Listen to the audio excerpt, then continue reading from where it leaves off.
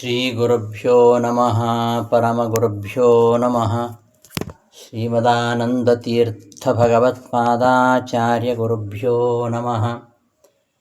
ವ್ಯಾಸಾಯ ಭವನಾಶಾಯ ಶ್ರೀಶಾಯ ಗುಣರಾಶಯೇ ಹೃದ್ಯಾಯ ಶುದ್ಧವಿದ್ಯಾಯ ಮಧ್ವಾಯ ಚ ನಮೋ ನಮಃ. ಅಭ್ರಮಂ ಭಂಗರಹಿತಂ ಅಜಡಂ ವಿಮಲಂ ಸದಾ ಆನಂದತೀರ್ಥಮತುಲಂ ಭಜೆ ತಾಪತ್ರಯಾಪಹಂ.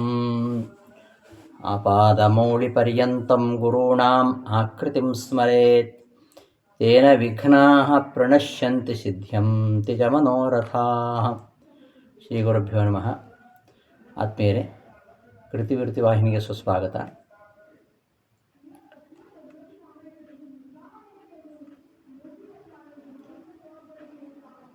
ನಾಳೆ ವಟ್ಸಾವಿತ್ರಿ ಹುಣ್ಣಿಮೆ ಪ್ರಯುಕ್ತವಾಗಿ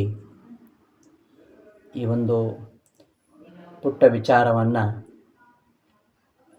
ನಿಮ್ಮ ಮುಂದೆ ಪ್ರಸ್ತುತಪಡಿಸ್ತಾ ಇದ್ದೇನೆ.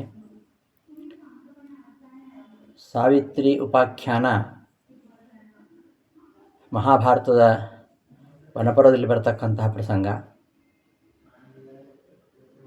ಮಹಾಭಾರತದ ವನಪರ್ವದ 294ನೇ ಅಧ್ಯಾಯದಲ್ಲಿ ಯುಧಿಷ್ಠಿರ ಕೇಳ್ತಾನೆ, ನ ಆತ್ಮಾನ ಮನಶೋಚಾಮಿ ನೇಮಾನ್ ಭ್ರಾತೃನ್ ಮಹಾಮನೆ ಹರಣಂ ಚಾಪಿ ರಾಜ್ಯಸ್ಯ ಯಥೇಮಾಂ ದೃಪದಾತ್ಮಜಾಂ. ನನ್ನ ಬಗ್ಗೆ ನನಗೆ ಹೀಗಾಯ್ತಲ್ಲ ಅಂತ ನನಗೆ ಬೇಸರ ಇಲ್ಲ, ಅಥವಾ ನನ್ನ ಸಹೋದರಿಗೆ ಹೀಗಾಯಿತು ಅಂತ ನಾನು ದುಃಖ ಪಡ್ತಾ ಇಲ್ಲ. ರಾಜ್ಯವನ್ನು ಕಳ್ಕೊಂಡೆ ಎಂಬ ಕಾರಣಕ್ಕೂ ನಾನು ದುಃಖಿಸ್ತಾ ಇಲ್ಲ. ಆದರೆ ಈ ದ್ರೌಪದಿಯ ಬಗ್ಗೆ ನನಗೆ ತುಂಬ ದುಃಖ ಆಗ್ತಾ ಇದೆ. ಈ ದ್ರೌಪದಿಯ ಹಾಗೆ ಯಾರಾದರೂ ಪತಿವ್ರತೆಯರು ಈ ತರಹ ಹಿಂದೆ ಕಷ್ಟಪಟ್ಟವರಿದ್ದಾರಾ ಅಂತ ಕೇಳಿದಾಗ ಮಾರ್ಕಂಡೇಯರು ಹೇಳ್ತಾರೆ, ಶೃಣುರಾಜನ್ ಕುಲಸ್ತ್ರೀಣಾಂ ಮಹಾಭಾಗ್ಯಂ ಯುಧಿಷ್ಠಿರ ಸರ್ವಮೇತದ್ ಯಥಾಪ್ರಾಪ್ತಂ ಸಾವಿತ್ರ್ಯಾ ರಾಜಕನ್ಯೆಯ. ಪತಿವ್ರತಾ ಶಿರೋಮಣಿಯಾಗಿರ್ತಕ್ಕಂತಹ ಸಾವಿತ್ರಿಯ ಕಥೆಯನ್ನು ಹೇಳಿಕೊರಟಿದ್ದಾರೆ. ಈ ಪುರಾಣಗಳಲ್ಲಿ, ಮಹಾಭಾರತಗಳಲ್ಲಿ ಇಂತಹ ಅನೇಕ ಪತಿವ್ರತೆಯರ ಕಥೆಗಳು ನಮಗೆ ಕೇಳಿಬರ್ತಾ ಇವೆ. ವಿಜಯದಾಸರು ಒಂದು ಕಡೆ ಹೇಳ್ತಾರೆ ಉಗಾಭೋಗದಲ್ಲಿ, ಒಬ್ಬ ಸತಿ ಪತಿಗಾಗಿ ಮುನಿಯ ಶಾಪವ ಧರಿಸಿ ಅಬ್ಜ ಬಾಂಧವರ ನಿಲ್ಲಿಸಿರುವುದು ನೋಡ. ಒಬ್ಬ ಸತಿ ಪತಿಗಾಗಿ ಧರ್ಮನ ಸಭೆಯ ಸಾರಿ ನಿಬ್ಬರದೆ ಪ್ರಾಣವನ್ನು ಪಡೆದಳ ನೋಡ. ಒಬ್ಬ ಸತಿ ಪತಿಗಾಗಿ ಚಿತ್ರಗುಪ್ತರಾಡಿದ ಶಬ್ದ ಲಾಲಿಸಿ ಐದೆತನ ಪಡೆದಳು ನೋಡ. ಉರುವಿಯೊಳಗೆ ಈ ಪತಿ ಸತಿಯರ ಸ್ವಧರ್ಮ ನಿಬ್ಬಿಡಿಯಾಗಿದೆ ನಿನ್ನ ದಯದಿ ಅಬ್ಜನಾಭನೆ. ಇವನ ಮೇಲೆ ದಯಮಾಡು ಕರುಣಾಬ್ಧಿಯೇ, ಉಪೇಕ್ಷ ಮಾಡದಲೇ ಅಬ್ಬರದ ದೈವವೇ. ಸಿರಿ ವಿಜಯ ವಿಠ್ಠಲರೇಯ ಲಬ್ಧವಾಗಲಿ ಬೇಡಿದವನ ಅಭಯವು ಎಂಬುದಾಗಿ ಒಂದು ಉಗಾಭೋಗದಲ್ಲಿ ಇಂತಹ ಪತಿವ್ರತೆಯರ ಕಥೆಯನ್ನು ಉಲ್ಲೇಖ ಮಾಡುತ್ತಾರೆ.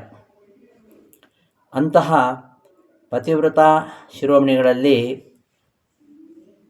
ಒಬ್ಬಳು ಸಾವಿತ್ರಿ. ಅವಳ ಕಥೆಯನ್ನು ಮಾರ್ಕಂಡೇಯರು ನಿರೂಪಣೆ ಮಾಡ್ತಾ ಇದ್ದಾರೆ. ಹಿಂದೆ ಶೃಣುರಾಜನ್ ಕುಲಸ್ತ್ರೀಣಾಂ ಮಹಾಭಾಗ್ಯಂ ಯುಧಿಷ್ಠಿರ ಆಸೀದ್ ಮದ್ರೇಶು ಧರ್ಮಾತ್ಮ ರಾಜಾ ಪರಮ ಧಾರ್ಮಿಕಃ ಬ್ರಹ್ಮಣ್ಯಶ್ಚ ಮಹಾತ್ಮ ಚ ಸತ್ಯಸಂಧೋ ಜಿತೇಂದ್ರಿಯಃ ಯಜ್ವಾದಾನ ಪತಿರ್ದಕ್ಷಃ ಪೌರಜಾನಪದಪ್ರಿಯಃ ಪಾರ್ಥಿವೋ ಅಶ್ವಪತಿರ್ನಾಮ ಸರ್ವಭೂತಹಿತೇರತಃ ಕ್ಷಮಾವಾನ್ ಅನಪತ್ಯಶ್ಚ ಸತ್ಯವಾಗ್ ವಿಜಿತೇಂದ್ರಿಯಃ ಅತಿಕ್ರಾಂತೇನ ವಯಸಾ ಸಂತಾಪೋಪಜಗ್ಮಿವಾನ್. ಬಹಳ ಹಿಂದೆ ಮದ್ರದೇಶದಲ್ಲಿ ಒಬ್ಬ ರಾಜ, ಅಶ್ವಪತಿ ಎಂಬ ರಾಜ, ಧರ್ಮದ ಕಟ್ಟ ಅನುಯಾಯಿ, ಧರ್ಮನಿಷ್ಠ, ಸತ್ಯದಲ್ಲಿ ದೃಢವಾಗಿ ನಂಬಿಕೆ ಇದ್ದವ, ಅನೇಕ ಋಷಿಮುನಿಗಳನ್ನು ಗೌರವಿಸ್ತಾ ಇದ್ದ. ತನ್ನ ದೇಶದ ನಾಗರಿಕರಿಗೆ ಬಹಳ ದಯಾಳುವಾಗಿದ್ದ. ಅವನ ಹೆಸರು ಅಶ್ವಪತಿ. ಯಜ್ಞಗಳನ್ನು ಮಾಡುವವ, ದಾನ ಧರ್ಮಗಳನ್ನು ನಡೆಸುವವ, ಕೆಲಸದಲ್ಲಿ ನಿಪುಣ, ಇಂದ್ರಿಯಗಳನ್ನು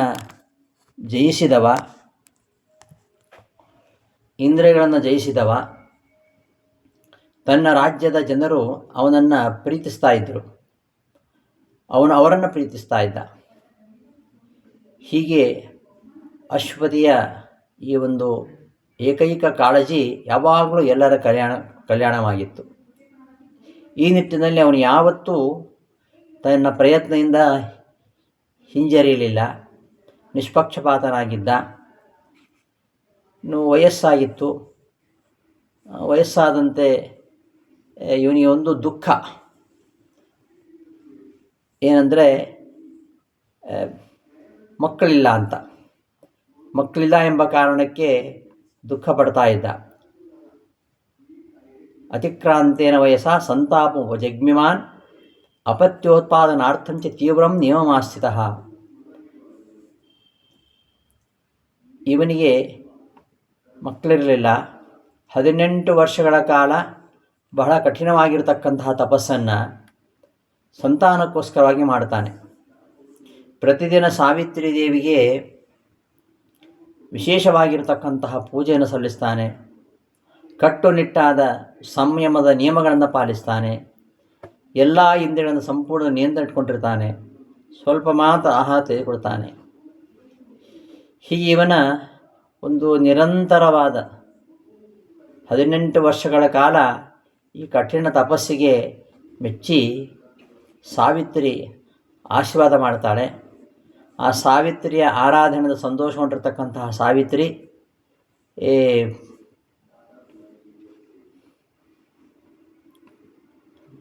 ಇವನಿಗೆ ಅಪತ್ಯವನ್ನು ಕರುಣಿಸ್ತಾಳೆ.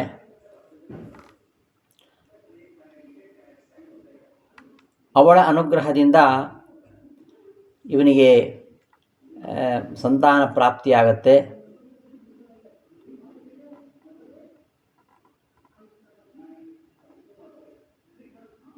ಅಪತ್ಯಾರ್ಥ ಸಮಾರಂಭ ಕೃತೋ ಧರ್ಮಪ್ಸಯಾ ಮಯಾ ಪುತ್ರಾ ಮೇ ಬಹವೋ ದೇವಿ ಭವೇಯುಃ ಕುಲಭಾವನಾಃ ತುಷ್ಟಾಸಿ ಯದಿ ಮೇ ದೇವಿ ವರಮೇತಂ ಋಣೋಮ್ಯಹಂ ಸತಾಂ ಪರಮೋ ಧರ್ಮಃ ಇತ್ಯಾಹುರ್ಮಾಂ ದ್ವಿಜಾತಯಃ ಎಂಬುದಾಗಿ ಅಶ್ವಪತಿ ಸಂತಾನಕ್ಕೋಸ್ಕರವಾಗಿ ಇಷ್ಟೆಲ್ಲ ನಾನು ಪ್ರಯತ್ನ ಮಾಡ್ತಾ ಇದ್ದೇನೆ, ನನಗೆ ಬಹಳ ಮಕ್ಕಳನ್ನು ಕರುಣಿಸು, ನೀನು ಪ್ರಸನ್ನಳಾಗಿದ್ದರೆ ನನಗೆ ವರವನ್ನು ಕೊಡು ಎಂಬುದಾಗಿ ಹೇಳಿದಾಗ ಸಾವಿತ್ರಿ ಅನುಗ್ರಹ ಮಾಡ್ತಾಳೆ. ಸಾವಿತ್ರಿಯ ಅನುಗ್ರಹದಿಂದ ಅವನಿಗೆ ಸಂತಾನ ಪ್ರಾಪ್ತಿಯಾಗತ್ತೆ. ಆ ಸಾವಿತ್ರಿಯ ಅನುಗ್ರಹದಿಂದ ಅವಳು ಹುಟ್ಟಿದ್ದಾದ್ದರಿಂದ ಸಾವಿತ್ರೀತ್ಯೇವ ನಾಮಾಸ್ಯಾಹ ಚಕ್ರುಃ ವಿಪ್ರಾಹ ತಥಾಪಿತ. ಸಾವಿತ್ರಿ ಅನುಗ್ರಹದಿಂದ ಹುಟ್ಟಿದ್ರಿಂದ ಅವಳನ್ನು ಸಾವಿತ್ರಿ ಅಂತಲೇ ಕರೆದರು ಎಂಬುದಾಗಿ ಹೇಳ್ತಿದ್ದಾರೆ. ಹಾಗೆಯೇ ಆ ಕಾಲಕ್ರಮೇಣ ಅವಳು ಬೆಳೆದಳು. ಹೇಗಿದ್ಲು ಅಂದರೆ ಯಸಾ ವಿಗ್ರಹವತೀವ ಶ್ರೀಹಿ ವರ್ಧತೆ ವ್ಯವರ್ಧತ ನೃಪಾತ್ಮಜ. ಆ ರಾಜಕುಮಾರಿಯಾಗಿರ್ತಕ್ಕಂತಹ ಸಾವಿತ್ರಿ ವಿಗ್ರಹವತಿ ಶ್ರೀ, ಸಾಕ್ಷಾತ್ ಲಕ್ಷ್ಮೀದೇವಿಯೇ ಮೈದಾಳಿ ಬಂದಿದ್ದಾಳೆ ಅನ್ನಷ್ಟು ಅವಳು ಅಪ್ರತಿಮ ಸುಂದರಿಯಾಗಿದ್ಲು.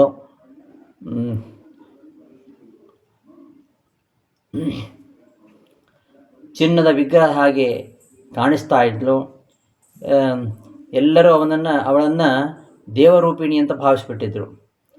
ವಾಸ್ತವಿಕವಾಗಿ ಅವಳ ಒಂದು ಅಪ್ರತಿಮ ಸೌಂದರ್ಯ, ಅವಳ ಆ ಯೌವನದ ವೈಭವ, ಇದನ್ನು ನೋಡಿದಂಥ ಯಾವ ರಾಜಕುಮಾರರು ಅವಳನ್ನು ಸಮೀಪಿಸಲಿಕ್ಕೆ ಧೈರ್ಯ ಮಾಡ್ತಾ ಇರಲಿಲ್ಲ.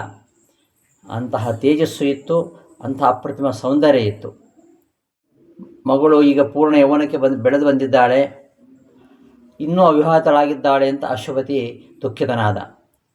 ಪುತ್ರಿ ಪ್ರಧಾನ ಕಾಲಸ್ಥೆ ನಚ ಕಶ್ಚಿದ್ ವೃಣೋತಿ ಮಾಂ ಸ್ವಯಂ ಅನ್ವಿಚ್ಛ ಭರ್ತಾರಂ ಗುಣೈ ಸದೃಶಮಾತ್ಮನಃ. ಅವಳನ್ನು ಯಾವ ಯುವಕರು ಮದುವೆ ಆಗಲಿಕ್ಕೆ ಬರದೇ ಇದ್ದಾಗ ಹೇಳ್ತಾನೆ ರಾಜ, ನೀನೇ ಆಯ್ಕೆ ಮಾಡ್ಕೋ, ಆಯ್ಕೆ ಮಾಡಿ ಯುವಕನನ್ನು ಹುಡುಕಲಿಕ್ಕೆ ಹೋಗು. ನೀನು ಯಾವಳನ್ನು ಆಯ್ಕೆ ಮಾಡ್ತೀಯೋ ಅವಳೊಂದಿಗೆ ವಿವಾಹವನ್ನು ಮಾಡುತ್ತೇನೆ ಎಂಬುದಾಗಿ ರಾಜ ಹೇಳ್ತಾನೆ. ಪ್ರಾರ್ಥಿತ ಪುರುಷೋ ಯಶ್ಚ ಸನಿವೇದ್ಯಸ್ತ್ವಯಾ ಮಮ ವಿಮರ್ಶಾಹಂ ಪ್ರದಾಸ್ಯಾಮಿ ವರಯತ್ವಂ ಯಥೇಪ್ಸಿತಂ. ಶ್ರುತಂ ಹಿ ಧರ್ಮಶಾಸ್ತ್ರೇಷು ಪಠ್ಯಮಾನಂ ದ್ವಿಜಾತಿಭಿಃ ತಥಾ ತ್ವಮಪಿ ಕಲ್ಯಾಣಿ ಗದತೋ ಮೇ ವಚಃಶೃಣು. ಅಪ್ರದಾತ ಪಿತಾ ವಾಚ್ಯಃ ವಾಚ್ಯಶ್ಚ ಅನುಪಯನ್ ಪತಿಃ ಮೃತೆ ಪಿತರಿ ಪುತ್ರಶ್ಚ ವಾಚ್ಯೋ ಮಾತುಃ ಅರಕ್ಷಿತಾಃ. ಈಗ ಮಗಳು ಬೆಳೆದು ದೊಡ್ಡವಳಾಗಿದ್ದಾಳೆ, ಅವಳಿಗೆ ಮದುವೆ ಮಾಡಬೇಕು. ಆದ ವಯಸ್ಸಿನಲ್ಲಿ ತನ್ನ ಮಗಳನ್ನು ಮದುವೆ ಕೊಡಲು ವಿಫಲವಾದಾಗ ತಂದೆ ನಿಂದೆಗೆ ಗುರಿಯಾಗ್ತಾನೆ. ಆದ್ದರಿಂದ ನೀನು ಧರ್ಮದ ಪ್ರಕಾರ ಸರಿಯಾದ ವಯಸ್ಸಿನ ವರನನ್ನು ನೀನೇ ಆರಿಸಿಕೋ ಅಂದಾಗ ಆ ಕನ್ಯೆ ಸ್ವಲ್ಪ ನಾಚಿಕೊಂಡು ತನ್ನ ತಂದೆಯ ಪಾದಗಳಿಗೆ ನಮಸ್ಕಾರ ಮಾಡಿ ಮತ್ತೊಂದು ಯೋಚನೆ ಮಾಡದೆ ದೂರದ ಪ್ರದೇಶಕ್ಕೆ ಹುಡುಕಾಟಕ್ಕೆ ಹೊರಡ್ತಾಳೆ. ಚಿನ್ನದ ರಥದಲ್ಲಿ ಕುಳಿತುಕೊಂಡು ಪ್ರಯಾಣ ಮಾಡ್ತಾಳೆ. ಒಬ್ಬ ಹಿರಿಯ ಸಲಹೆಗಾರ ಮಂತ್ರಿಗಳೊಂದಿಗೆ ಅವಳು ವಿವಿಧ ರಾಜ್ಯಗಳ ಮೂಲಕವಾಗಿ ಪ್ರಯಾಣ ಮಾಡ್ತಾಳೆ. ಅನೇಕ ಪ್ರಾಚೀನವಾಗಿರತಕ್ಕಂತಹ ಮತ್ತು ಪವಿತ್ರವಾಗಿರತಕ್ಕಂತಹ ತೀರ್ಥಯಾತ್ರೆಯ ಸ್ಥಳಗಳಿಗೆ ಹೋಗ್ತಾಳೆ. ಅಲ್ಲಿರತಕ್ಕಂತಹ ಜ್ಞಾನಿಶ್ರೇಷ್ಠರಿಗೆ ಅಪಾರ ಸಂಪತ್ತನ್ನು ದಾನ ಮಾಡ್ತಾಳೆ. ಅನೇಕ ಆಶ್ರಮಗಳಿಗೆ ಭೇಟಿ ನೀಡ್ತಾಳೆ. ಅನೇಕ ರಾಜರ್ಷಿಗಳಿಗೆ ಋಷಿಗಳಿಗೆ ಗೌರವವಾಗಿರ್ತಕ್ಕಂತಹ ನಮನವನ್ನು ಸಲ್ಲಿಸ್ತಾಳೆ. ಹೀಗೆ ಅವಳು ತನಗೆ ಅನುರೂಪನಾಗಿರ್ತಕ್ಕಂತಹ ಪತಿಯನ್ನು ಅರಸಿಕೊಂಡು ತನ್ನ ಮನೆಗೆ ಹಿಂದಿರುಗ್ತಾಳೆ. ಅಷ್ಟೊತ್ತಿಗೆ ಅಶ್ವಪತಿ ರಾಜನ ಅರಮನೆಗೆ ನಾರದ ಮಹರ್ಷಿ ಬಂದಿರ್ತಾರೆ. ಅವರನ್ನು ನೋಡಿ ಅವರ ಪಾದ ಮುಟ್ಟಿ ನಮಸ್ಕಾರ ಮಾಡಿ ಪೂಜಿಸ್ತಾಳೆ. ಆಗ ಕೇಳ್ತಾರೆ ಕೊಗತಾ ಭೂತ್ ಸುತ ಇಯಂತೆ ಕುತಶ್ಚೈವಾಗತಾ ನೃಪ ಕಿಮರ್ಥಂ ಯುವತೀಂ ಭದ್ರ ನಚೇನಾಂ ಸಂಪಯಚ್ಛಸಿ. ನಾರದರು ಕೇಳ್ತಾರೆ, ಹೇ ರಾಜ, ಎಲ್ಲಿ ಹೋಗಿದ್ದು ನಿನ್ನ ಮಗಳು? ಎಲ್ಲಿ ಹೋಗಿದ್ಲು? ಎಲ್ಲಿಂದ ಬರ್ತಾ ಇದ್ದಾಳೆ? ಈ ಯುವತಿಯನ್ನು ಇನ್ನೂ ಯಾಕೆ ನೀನು ಕನ್ಯಾದಾನ ಮಾಡಿಲ್ಲ ಅಂದಾಗ ಕಾರ್ಯೇಣ ಖಲು ಅನೇನೈವ ಪ್ರೇಷಿತಾದ್ಯೈವ ಚಾಗತ. ಇದೇ ಕಾರ್ಯಕ್ಕೋಸ್ಕರವಾಗಿ ನಾನು ಅವಳನ್ನು ಕಳಿಸಿಕೊಟ್ಟಿದ್ದೆ, ಈಗಷ್ಟೇ ಬಂದಿದ್ದಾಳೆ, ಇನ್ನು ಅವಳ ಬಗ್ಗೆ ವಿಚಾರಿಸ್ಬೇಕಷ್ಟೇ ಅಂತಂದಾಗ ಮಾರ್ಕಂಡೇಯರು ಹೇಳ್ತಾರೆ, ಈ ತರಹ ಅಶ್ವಪತಿ ಕೇಳಿದಾಗ ಸಾವಿತ್ರಿ ಹೇಳ್ತಾಳೆ, ಪಿತ್ರ ಸಂಯೋಜಿತ ಶುಭ ತದೈವ ತಸ್ಯ ಚಚನಂ ಪ್ರತಿಗೃಹ್ಯ ಇದಂ ಅಬ್ರವೀತ್. ಆಸೀತ್ ಸಾಲ್ವೇಷು ಧರ್ಮಾತ್ಮ ಕ್ಷತ್ರಿಯ ಪೃಥ್ವೀಪತಿ ದ್ವಿಮತ್ಸೇನ ಇತಿ ಖ್ಯಾತಃ ಪಶ್ಚಾಚ್ಛಾಂದೋ ಬಭುವಃ ಎಂಬುದಾಗಿ ದ್ವಿಮತ್ಸೇನನ ಕಥೆಯನ್ನು ಹೇಳ್ತಾಳೆ.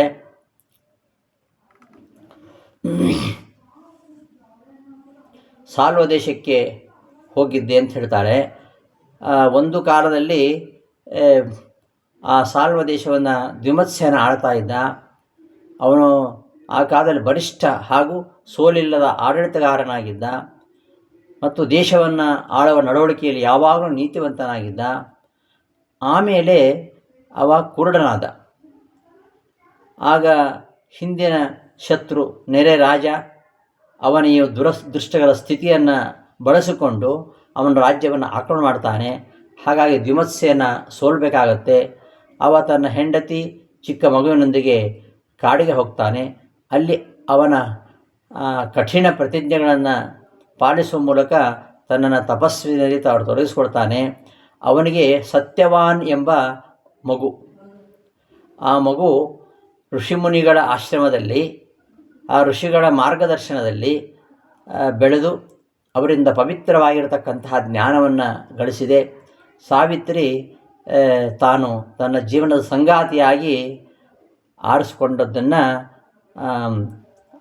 ತನ್ನ ತಂದೆಯ ಹತ್ತಿರ ಹೇಳ್ತಾ ಇದ್ದಾಳೆ. ಸತ್ಯವಾನನ್ನು ತಾನು ಆಯ್ಕೆ ಮಾಡಿದ್ದೇನೆ ಅಂತ ಹೇಳಿದಾಗ ನಾರದ ತಕ್ಷಣ ಒಂದು ಎಚ್ಚರಿಕೆಯ ಮಾತನ್ನು ಹೇಳ್ತಾರೆ. ವಿಷಾದದ ಸ್ವರದಲ್ಲಿ ಸಾವಿತ್ರಿ ಸತ್ಯವಾನನ್ನು ಪತಿಯಾಗಿ ಆರಿಸ್ಕೊಳ್ಬಾರ್ದಿತ್ತು. ಇದೊಂದು ದುರದೃಷ್ಟಕರ ಸಂಗತಿ ಅಂತ ಹೇಳ್ತಾ, ಅಹೋಬತ ಮಹತ್ಪಾಪಂ ಸಾವಿತ್ರ್ಯ ನೃಪತೆ ಕೃತಂ ಅಜಾನಂತ್ಯ ಯದನಯ ಗುಣವಾನ್ ಸತ್ಯವಾನ್ ವ್ರತಃ ಸತ್ಯಂ ವದತಿ ಅಸ್ಯ ಪಿತಾ ಸತ್ಯಂ ಮಾತಾ ಪ್ರಭಾಷತೆ.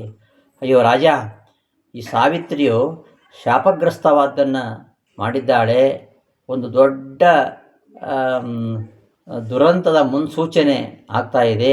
ಇವಳು ತಿಳಿಯದೆ ಆ ಸತ್ಯವಾನನ್ನು ಆಯ್ಕೆ ಮಾಡಿದ್ದಾಳೆ. ಅವನು ಅರ್ಹ ವ್ಯಕ್ತಿ ಎಂದು ಭಾವಿಸಿದ್ದಾಳೆ. ನಿಜ, ಅವನ ತಂದೆ ಯಾವಾಗಲೂ ಸತ್ಯದಲ್ಲಿ ನಿಷ್ಠ.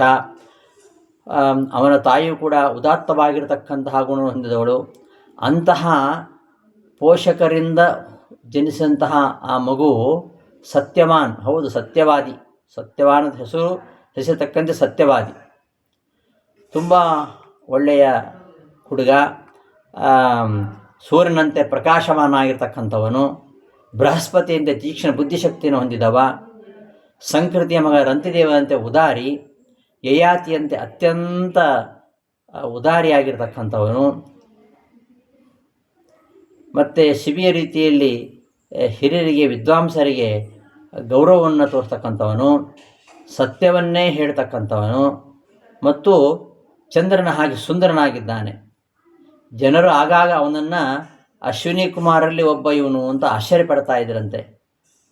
ಅವ ತನ್ನ ಇಂದ್ರಿಯಗಳನ್ನು ಕರಗತ ಮಾಡಿಕೊಂಡವ, ವೀರ ಕಾರ್ಯಗಳಲ್ಲಿ ತೊಡಗಿಸಿಕೊಂಡಂತಹ ಒಬ್ಬ ಯುವಕ, ಎಲ್ಲರೊಂದಿಗೂ ಸ್ನೇಹಪರ, ಕಾಡಿನ ಎಲ್ಲ ಋಷಿಗಳಿಗೂ ಅವನು ಅತ್ಯಂತ ಪ್ರೀತಿಪಾತ್ರನಾಗಿದ್ದ.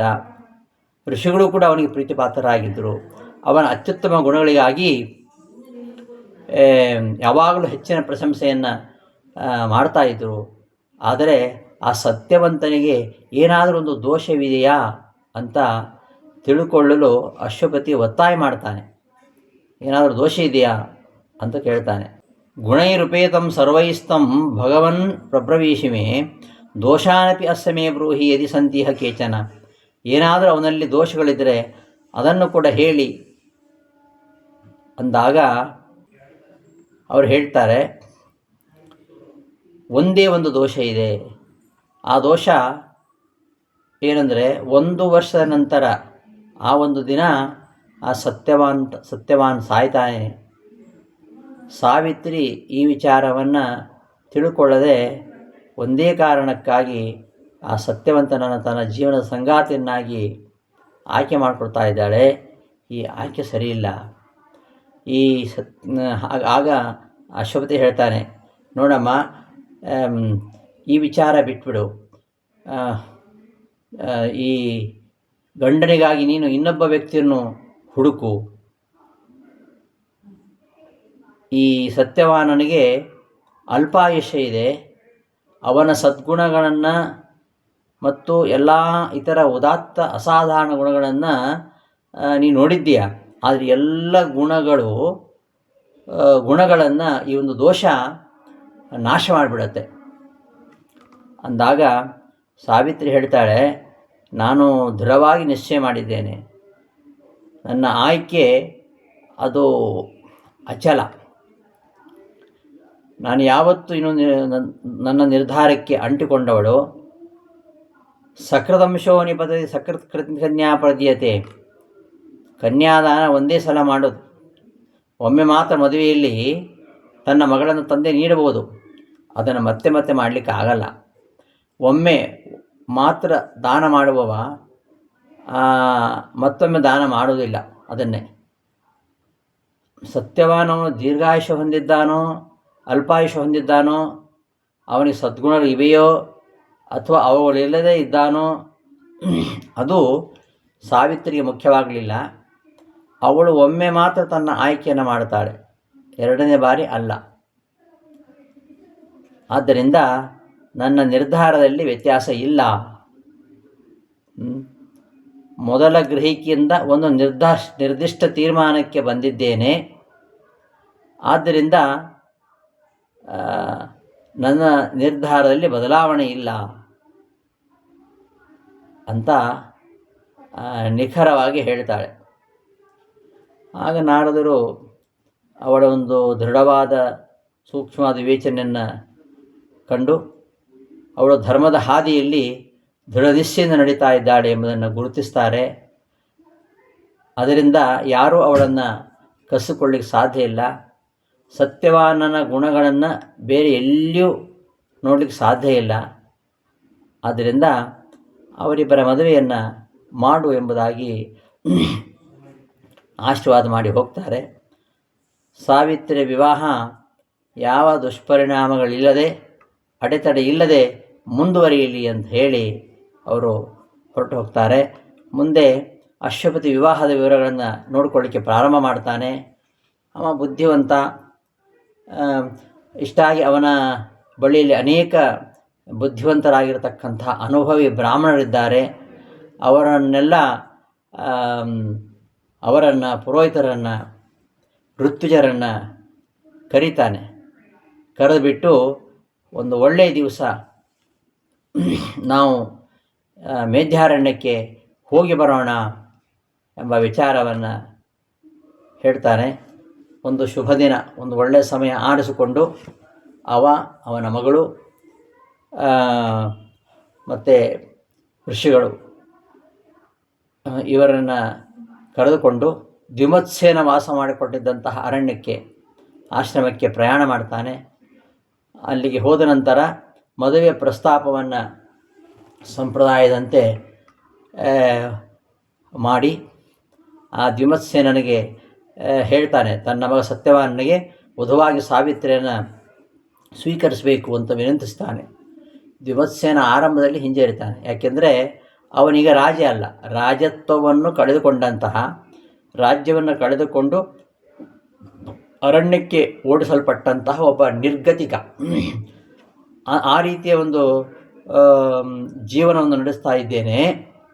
ಹಾಗಾಗಿ ನನಗೂ ನಿನಗೂ ಈ ವಿವಾಹ ಸಂಬಂಧ ಸರಿಯಾಗುವುದಿಲ್ಲ. ವಿವಾಹಶ್ಚ ವಿವಾದಶ್ಚ ಸಮಯೋರೇವ ಶೋಭತೆ ಅಂತ ಹೇಳ್ತಾರೆ. ಹಾಗಾಗಿ ಅಶ್ವಪತಿಗೆ ನಾನು ಯಾವ ವಿಷಯಗಳಲ್ಲಿಯೂ ಸಮಾನನಲ್ಲ. ಅಷ್ಟಾಗಿಯೂ ಈ ಯುವತಿಯಾಗಿರ್ತಕ್ಕಂತಹ ರಾಜಕುಮಾರಿ ಈ ನಮ್ಮ ಸನ್ಯಾಸದ ಜೀವನಕ್ಕೆ, ಪ್ರಸ್ತುತ ಸನ್ಯಾಸ ಜೀವನದ ಮಾದರಿಗೆ ಅವಳು ತನ್ನನ್ನು ಹೊಂದಿಸ್ಕೊಳ್ಳಿಕ್ಕೆ ಮತ್ತು ಈ ಅರಣ್ಯವಾಸಿಗಳ ಕಷ್ಟಗಳನ್ನು ಸಹಿಸಿಕೊಳ್ಳಿಕ್ಕೆ ಅವಳಿಗೆ ಸಾಧ್ಯವಾಗ್ತದಾ ಎಂಬ ಆತಂಕವನ್ನು ವ್ಯಕ್ತಪಡಿಸ್ತಾನೆ.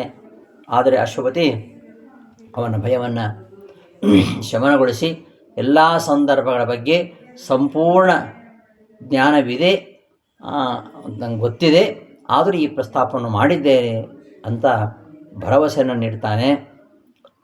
ನಿರಾಕರಣೆ ಮಾಡಬಾರದು ಅಂತ ಬೇಡಿಕೊಡ್ತಾನೆ. ಹೀಗೆ ಪ್ರೀತಿಯಿಂದ ಸ್ಥಾನಮಾನಕ್ಕೆ ಅನುಗುಣವಾಗಿ ವ್ಯಕ್ತಿಗಳ ನಡುವೆ ತಾರತಮ್ಯ ಮಾಡದ ಸ್ನೇಹದಿಂದ ನಾನು ಸಂಪರ್ಕಿಸಿದ್ದೇನೆ ಅಂತ ಹೇಳ್ತಾನೆ. ದ್ಯುಮತ್ಸೇನ ಅಂತಿಮವಾಗಿ ಈ ಒಂದು ಪ್ರಸ್ತಾಪವನ್ನು ಸ್ವೀಕಾರ ಮಾಡ್ತಾನೆ. ವಾಸ್ತವಿಕವಾಗಿ ಅವನಿಗೆ ಬಹಳ ಕಾಲದಿಂದ ಈ ಒಂದು ಆಸೆ ಇರುತ್ತೆ, ಅದು ಈಡೇರತಕ್ಕಂತಹ ಕಾಲ ಬಂದಿದೆ ಅಂತ ಆ ವಿಚಾರವನ್ನು ಹೇಳ್ತಾನೆ. ಆ ಕಾಡಿನ ಎಲ್ಲ ಋಷಿಗಳ ಸಮ್ಮುಖದಲ್ಲಿ, ವಿದ್ವಾಂಸರು, ಬ್ರಾಹ್ಮಣರು ಇವರ ಸಮ್ಮುಖದಲ್ಲಿ ಮದುವೆಯೆಲ್ಲ ನೆರವೇರುತ್ತೆ. ಮದುವೆ ನೆರವೇರಿದ ಮೇಲೆ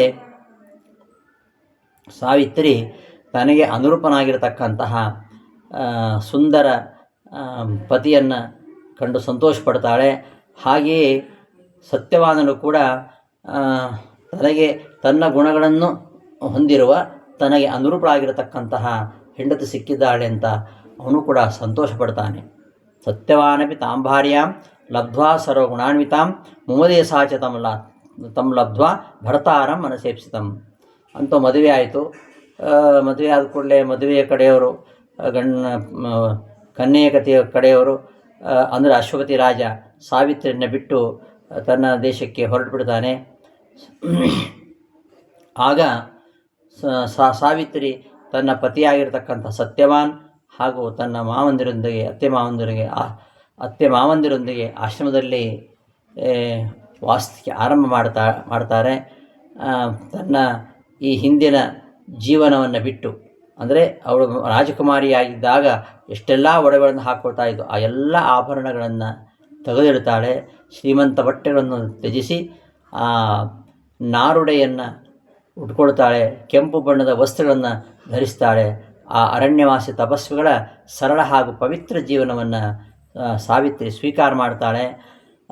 ತನ್ನ ವೃದ್ಧೆಯಾಗಿರ್ತಕ್ಕಂತಹ ಅತ್ತೆಯ ದೈಹಿಕ ಅಗತ್ಯಗಳನ್ನು, ಎಲ್ಲ ಸಣ್ಣ ಪುಟ್ಟ ಆಸೆಗಳನ್ನು ನೋಡ್ಕೊಳ್ತಾ ಇರ್ತಾಳೆ. ತನ್ನ ಮಾವನೊಂದಿಗೆ ಏನೇ ಮಾತನಾಡಿದರೂ ಕೂಡ ಅದು ಯಾವಾಗಲೂ ಆಳವಾದ ಒಂದು ನಮ್ರತೆ, ಭಕ್ತಿ ಭಾವನೆಯಿಂದ ಕೂಡಿರ್ತಾ ಇತ್ತು. ಅವರಿಬ್ಬರೂ ಅವಳ ನಡವಳಿಕೆ ಮತ್ತು ತಮ್ಮ ನಡವಳಿಕೆಯಿಂದ ಅಪಾರವಾಗಿ ಸಂತೋಷ ಪಡ್ತಾರೆ, ಅತ್ತೆ ಮಾವ ಇಬ್ಬರು ಕೂಡ. ಹೀಗೆ ಒಂದು ಶಾಂತತೆ, ಒಂದು ಸಮತೋಲನ, ಇದರಿಂದ ಅವಳು ಅಲ್ಲಿ ಜೀವನ ನಡೆಸ್ತಾಳೆ. ಅಡುಗೆ ಮನೆ ಬೆಂಕಿಯನ್ನು ನೋಡ್ಕೊಳ್ಳೋದು ಮತ್ತು ಗುಡಿಸೋದು ಎಲ್ಲ ಪ್ರತಿದಿನದ ವಿವಿಧ ಕೆಲಸಗಳನ್ನು ನಿರ್ವಹಿಸ್ತಾ ಬರ್ತಾಳೆ. ಅದೇ ರೀತಿಯಾಗಿ ಬಹಳ ಶಾಂತ ಹಾಗೂ ಸಂತೃಪ್ತಳಾಗಿ ಮೃದುವಾಗಿರತಕ್ಕಂತಹ ಸಿಹಿಯಾದ ಭಾಷೆಯನ್ನು ಬಳಸ್ತಾ ತನ್ನ ಗಂಡನ ಅಗತ್ಯಗಳನ್ನು, ಆಸೆಗಳನ್ನು ಗಮನದಲ್ಲಿಟ್ಟುಕೊಂಡು ಮತ್ತು ಅವರ ಏಕಾಂತತೆಯಲ್ಲಿ ಅವಳು ಯಾವಾಗಲೂ ಸತ್ಯವಾನನ್ನು ಸಂತೋಷವಾಗಿ ಇರಿಸ್ತಾಳೆ. ಹೀಗೆ ಅವಳು ಒಂದು ರೀತಿಯಲ್ಲಿ ತಪಸ್ಸಿನಲ್ಲಿ ಈ ಜೀವನವನ್ನು ಕಳೀತಾಳೆ. ಗತೆ ಪಿತರಿ ಸರ್ವಾಣಿ ಸನ್ಯಸ್ಯ ಆಭರಣಾಣಿ ಸಹ ಅಂತ ಈ ವಿಚಾರವನ್ನು ಹೇಳ್ತಾರೆ. ಶ್ವಶ್ರೂಂ ಶಶರ ಸತ್ಕಾರೈ ಸರ್ವೈ ಆಚ್ಛಾದನಾದಿಭಿ ಶ್ವಶುರಂ ದೇವ ಸತ್ಕಾರೈ ವಾಚಃ ಸಂಯಮೇನ ಚ ತಥೈವ ಪ್ರಿಯವಾದೇನ ನೈಪುಣ್ಯೇನ ಶಮೇನ ಚ ರಹಸ್ಯೈವೋಪಚಾರೇಣ ಭರ್ತಾರಂ ಪರ್ಯತೋಷೇತ್. ಹೀಗೆ ಆಶ್ರಮದಲ್ಲಿ ವಾಸ ಮಾಡ್ತಾ ಇದ್ದಂತಹ ಸಾವಿತ್ರಿಗೆ ಒಳಗೊಳಗೆ ಒಂದು ನರಳಿಕೆ, ಅದೊಂದು ಚಿಂತೆ ಅವಳಿಗೆ ಕಾಡ್ತಾ ಇತ್ತು. ಪ್ರತಿ ಸೂರ್ಯ ಉದಯಿಸ್ತಾ ಇದ್ದಂತೆ ಅಥವಾ ರಾತ್ರಿ ಮಲಗುವಾಗ ಪ್ರತಿ ಕ್ಷಣವೂ ಆ ನಾರದ ಹೇಳ್ತಕ್ಕಂತಹ ಮಾತು, ಯದ್ವಾಕ್ಯಂ ನಾರದೇನೋಕ್ತಂ ವರ್ತತೆ ಹೃದಯ ನಿತ್ಯಶಃ ಚತುರ್ಥಿ ಹನಿಮರ್ತವ್ಯಂ ಇತಿ ಸಂಚಿತ್ಯ ಭಾಮಿನಿ. ಆ ಒಂದು ಕ್ರೂರ ದಿನ ಹತ್ತಿರವಾಗ್ತಾ ಇದೆ ಅಂತ ಅನ್ನಿಸ್ತಾ ಇದೆ. ಇನ್ನು ಕೇವಲ 4 ದಿನಗಳು ಮಾತ್ರ ಉಳಿದಿವೆ. ಆ ಸತ್ಯವಾನನು ಇನ್ನು ಮುಂದೆ ಬದುಕುವುದಿಲ್ಲ ಅಂತ ಎಣಿಸಿ ಅವಳು 3 ರಾತ್ರಿಗಳ ವ್ರತ, ತ್ರಿರಾತ್ರ ವ್ರತವನ್ನು ಆರಂಭಿಸ್ತಾಳೆ. ಇಡೀ ಅವಧಿಯಲ್ಲಿ ಒಂದೇ ಸ್ಥಳದಲ್ಲಿ ನಿಂತುಕೊಂಡು ಉಪವಾಸ ಮಾಡಲಿಕ್ಕೆ ನಿರ್ಧರಿಸ್ತಾಳೆ. ವ್ರತಂ ತ್ರಿರಾತ್ರಮುದ್ದೇಶ್ಯ ದಿವಾರಾತ್ರಂ ಸ್ಥಿತಾ ಭವೇತ್ ತ್ರಯೋದಶ್ಯಾಂ ಚೋಪವಾಸಂ ಪ್ರತಿಪತ್ಸು ಚ ಪಾರಣಂ. ತ್ರಯೋದಶಿ, ಚತುರ್ದಶಿ, ಹುಣ್ಣಿಮೆ 3 ದಿನಗಳ ಕಾಲ ಉಪವಾಸ ವ್ರತ, 3 ದಿನಗಳ ಕಾಲ ಉಪವಾಸ ವ್ರತವನ್ನು ಮಾಡಿ ಪ್ರತಿಪದೆಯೆಂದು ಪಾರಣೆಯನ್ನು ಮಾಡಬೇಕು. ಹಾಗೆ ಮಾಡಿದರೆ ತನ್ನ ಪತಿಯ ಆಯುಷ್ಯ ಹೆಚ್ಚಾಗತ್ತೆ ಅಂತ ಈ ಒಂದು ತ್ರಿರಾತ್ರ ವ್ರತವನ್ನು ಆರಂಭಿಸ್ತಾಳೆ. ಒಂದೇ ಕಡೆ ಇದ್ದುಕೊಂಡು ಉಪವಾಸ ಮಾಡುವಂಥದ್ದು. ಈ ವಿಚಾರವನ್ನು ಅತ್ತೆ ಮಾವರ ಮುಂದೆ ಹೇಳ್ತಾಳೆ. ತಂ ಶ್ರುತ್ವಾ ವ್ರತ ನಿಯಮಂ ತಸ್ಯಾ ಭೃಶಂ ದುಃಖಾನ್ವಿತೋ ನೃಪಃ ಉತ್ಥಾಯ ವಾಕ್ಯಂ ಸಾವಿತ್ರೀಂ ಅಬ್ರವೀತ್ ಪರಿಸಾಂತ್ವಯನ್. ಅತಿ ತೀವ್ರ ಹಯಮಾರಂಭ, ಬಹಳ ತೀವ್ರವಾಗಿರತಕ್ಕಂತಹ ವ್ರತ ಇದು, ನೀನು ಮಾಡ್ತಾ ಇರೋದು ಸರಿಯಲ್ಲ. 3 ದಿನಗಳ ಕಾಲ ನೀನು ಒಂದೇ ಕಡೆ ಇದ್ದುಕೊಂಡು ಉಪವಾಸ ಮಾಡಬೇಕು, ಬಹಳ ಕಷ್ಟ, ಆ ಕಷ್ಟ ನಮಗೆ ನೋಡಲಿಕ್ಕಾಗಲ್ಲ, ಬೇಡ ಅಂತ ತುಂಬ ಒತ್ತಾಯ ಮಾಡ್ತಾರೆ. ಆದರೆ ಸಾವಿತ್ರಿ ಹೇಳ್ತಾಳೆ, ನಕಾರ್ಯ ತಾತ ಸಂತಾಪ ಪಾರಯಿಷ್ಯಾಮ್ಯಹಂ ವ್ರತಂ. ನೀವೇನು ಯೋಚನೆ ಮಾಡಬೇಡಿ, ನೀವು ದುಃಖ ಪಡಬೇಡಿ, ಚಿಂತೆ ಮಾಡಬೇಡಿ, ಖಂಡಿತವಾಗಿ ನಾನು ಈ ವ್ರತವನ್ನು ಪೂರೈಸ್ತೇನೆ ಅಂತ ಹೇಳ್ತಾಳೆ. ಕೊನೆಗೆ ದ್ವಿಮತ್ಸ್ಯನ ಒಪ್ಕೊಳ್ತಾನೆ. ವ್ರತಂ ಭೀಂದೀತಿ ವಕ್ತುಂ ತ್ವಂ ನಾಸ್ಮಿ ಶಕ್ತಃ ಕಥಂಚನ. ಏನೋ ನೀನು ಈ ವ್ರತವನ್ನು ಮಾಡಲಿಕ್ಕೆ ಹೊರಟಿದೆಯಾ, ಒಳ್ಳೆಯ ಉದ್ದೇಶಕ್ಕೆ ಈ ವ್ರತವನ್ನು ಮಾಡಲಿಕ್ಕೆ ಹೊರಟಿದೆಯಾ, ನಿನ್ನ ಪ್ರತಿಜ್ಞೆ ಎಷ್ಟು ಕಷ್ಟಕರವಾಗಿದೆ ಎಂಬುದನ್ನು ತಿಳ್ಕೊಳ್ಬೋದು. ನೀನು ಈ ಒಂದು ವ್ರತವನ್ನು ಮಾಡಬೇಡ ಅಂತ ಹೇಳಲಿಕ್ಕೆ ನನಗೂ ಶಕ್ತಿ ಇಲ್ಲ, ಈ ವೃತ್ತದಿಂದ ತಡಿಲಿಕ್ಕೂ ನನಗೆ ಆಗ್ತಾ ಇಲ್ಲ, ಬಹಳ ಒಂದು ಕಠಿಣವಾಗಿರತಕ್ಕಂತಹ ವ್ರತ.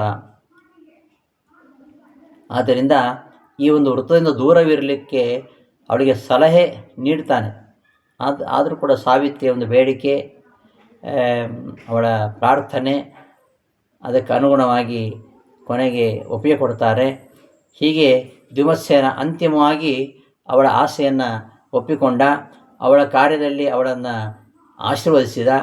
ಸರಿ, ತಾನು ಆಯ್ಕೆ ಮಾಡದ ಸ್ಥಳದಲ್ಲಿ ಇದ್ದುಕೊಂಡು, ಕದಲದೆ ಒಂದೇ ಕಡೆ ಇರಬೇಕು 3 ದಿವಸ, ಒಂದೇ ಕಡೆ ಇದ್ದುಕೊಂಡು 3 ದಿನಗಳ ಕಾಲ ಯಾವುದೇ ಆಹಾರ ಸೇವಿಸದೆ ಆ ವ್ರತವನ್ನು ಮಾಡಲಿಕ್ಕೆ ಹೊರಟ್ರೆ ಅವಳ ಒಂದು ಇಚ್ಛಾಶಕ್ತಿ ಅದು ಎಷ್ಟಿತ್ತು ಅಂತ ನಮಗೆ ಅರ್ಥ ಆಗುತ್ತೆ. ಶೋಭೂತೆ ಭರ್ತೃಮರಣೆ ಸಾವಿತ್ರ್ಯ ಭರತರ್ಷಭ ದುಃಖಾನ್ವಿತಾಯ ತಿಷ್ಠಂತ್ಯ ಸಾ ರಾತ್ರಿ ವ್ಯತ್ಯವರ್ತತ. ಹೀಗೆ 3 ದಿನಗಳ ಕಾಲ ಉಪವಾಸ ಮಾಡಿದ್ಲು. ತ್ರಯೋದಶಿ, ಚತುರ್ದಶಿ, ಹುಣ್ಣಿಮೆ. 4ನೇ ದಿನ ಸೂರ್ಯೋದಯಕ್ಕೆ ಅವಳು ಪಾರಣೆ ಮಾಡಬೇಕು. ಅಂತಹ ಸತ್ಯವಾನನ ಮರಣ ದಿನ. ಅವತ್ತು ಬೇಗ ಎದ್ದಿದ್ದಾಳೆ, ಸೂರ್ಯೋದಯಕ್ಕೆ ಮೊದಲೇ ಎದ್ದಿದ್ದಾಳೆ. ಪ್ರಕಾಶಮಾನವಾಗಿರ್ತಕ್ಕಂತಹ ಬೆಂಕಿಯನ್ನು ಹೊತ್ತಿಸಿ ದೇವರುಗಳಿಗೆ ನೈವೇದ್ಯವನ್ನೆಲ್ಲ ಮಾಡಿದ್ದಾಳೆ. ಅನಂತರ ಅತ್ತೆಯ ಬಳಿಗೆ ಹೋಗಿ ನಮಸ್ಕಾರ ಮಾಡಿದ್ದಾಳೆ. ವೃತದ ಸಂಪೂರ್ಣ ಅವಧಿಯಲ್ಲಿ ಆಹಾರವನ್ನು ಸೇವಿಸದೆ ಅವಳು ತುಂಬ ದುರ್ಬಲವಾಗಿದ್ದಾಳೆ. ಅಂತಹ ಅವಳಿಗೆ ಉಪವಾಸವನ್ನು ಮುರಿಬೇಕು ಅಂತ ಅವಳು ತುಂಬ ಒತ್ತಾಯ ಮಾಡ್ತಾಳೆ ಅವರ ಅತ್ತೆ. ಸಂಜೆ ನಾನು ಈ ವ್ರತವನ್ನು ಸಮಾಪ್ತಿಗೊಳಿಸ್ತೇನೆ ಅಂತ ಉತ್ತರಿಸ್ತಾಳೆ. ಹೀಗೆ ಎಲ್ಲ ಆಶ್ರಮಗಳಿಗೆ ಹೋಗಿ ಋಷಿಮುನಿಗಳಿಗೆ ನಮಸ್ಕಾರ ಮಾಡ್ತಾಳೆ. ಅವರೆಲ್ಲರೂ ಅವಳನ್ನು ಆಶೀರ್ವದಿಸ್ತಾರೆ.